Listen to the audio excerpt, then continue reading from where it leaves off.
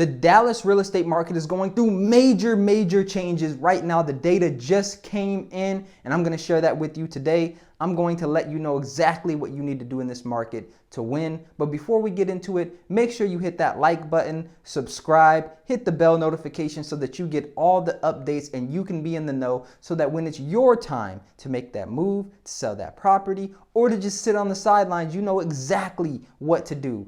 And at any time, feel free to schedule a free consultation with me. The information is in the description. Let's get into it. All right, so median home prices have dropped $15,000 since July of this year. That's $15,000. Okay, and that's not saying every property is gonna drop $15,000. Some may not have dropped. Some may have dropped more. But what that's saying is that 50% of the properties that sell have dropped $15,000 at least, okay, since July. Now this is major news because if you just look at all the news stations and what they're saying about the real estate market is it's impossible to buy a home. It's impossible. This is not the time to buy a home. That's what they're all saying. But prices are dropping, and guess what? Sellers are starting to catch on.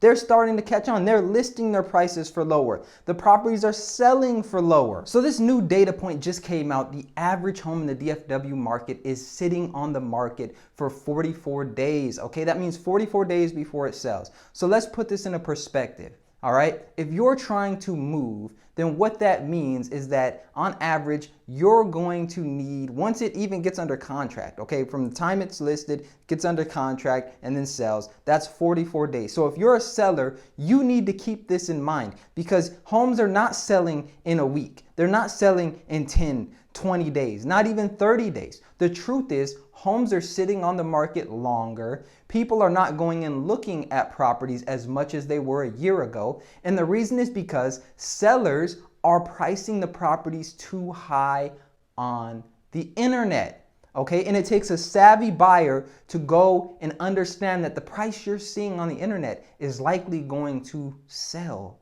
for lower.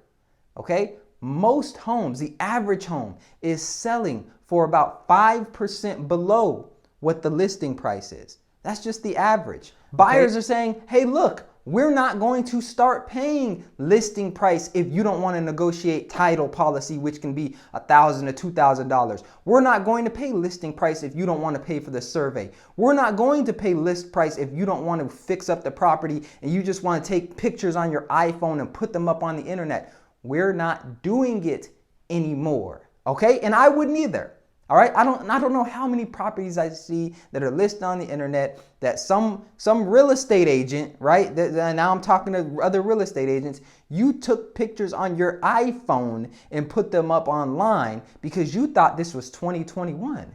Oh, you thought this was 2022 and you could just snap a picture on your iPhone and buyers were going to come running to the property. They were going to come sprinting. They were going to be Usain Bolt going to that property. That's not what's happening. That's not what's happening. Let's just look at the data, okay? Right now, the average property to get to a pending status, okay? Pending is where you've gone through the inspection process. You're past the period where, you know, the option period is up and buyers can get out of the contract without losing their earnest money, right? You're pretty much just waiting on the appraisal and for the conditions of the loan to finish up. Right? This is pending. It takes about 14 showings right now to get to pending status. Guess how many listings are being shown? Guess how many showings are happening per listing on average? 5. 5 showings per listing on average, but it takes around 14 to get to pending status. So what this is telling me is that when property buyers are going and they're looking at the property and say that they get it under contract, something is happening to where it's not even getting to pending status. Sellers don't want to make repairs. They don't want to come down on price. They're not willing to negotiate in certain situations. And guess what? Those properties are going to sit for longer. Their value is going to go down more. And the seller is going to be stuck in a situation in life that they do not want to be in. Because most people selling their home are selling it for a major transition. You want to send your kid to college. You want to move to a different area, a different state. You have a parent you need to take care of. There's something major happening in your life that's causing you to sell for most people. And so if you're thinking about selling, this would be a good time to get off your high horse, play the game, still get a good price for your home, and move forward. So let's talk about inventory. So inventory has skyrocketed since last year. I remember last year in January, it was less than 1 month. Less than 1 month of inventory. Guess what it's at now?